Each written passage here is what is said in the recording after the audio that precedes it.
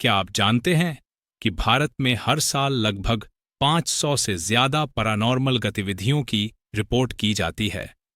आज हम बात करेंगे एक ऐसी ही रहस्यमयी घटना की जो शिमला के एक पुराने रेलवे स्टेशन पर घटी।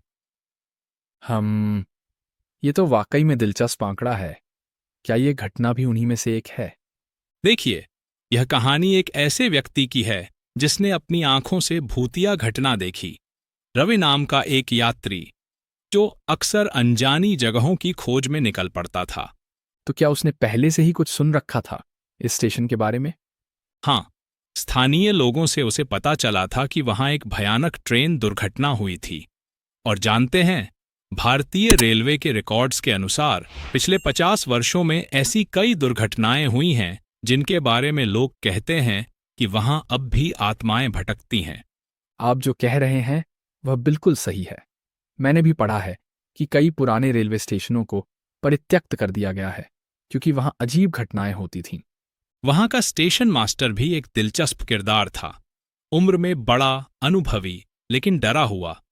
उसने रवि को चेतावनी दी थी, लेकिन रवि ने उसकी बात नहीं मानी। और फिर वह भयानक रात आई जब वह रहस्यमयी ट्रेन स्टेशन पर आई। बिल्कुल। और जानते हैं क्या खास बात है? भारतीय रेल के इतिहास में ऐसी कई रिपोर्ट्स हैं जहां लोगों ने ऐसी ट्रेनें देखी हैं जो वास्तव में वहां नहीं थीं। ये तो वाकई में अविश्वसनीय है। लेकिन क्या इस घटना के बाद रवि का नजरिया बदल गया? पूरी तरह से।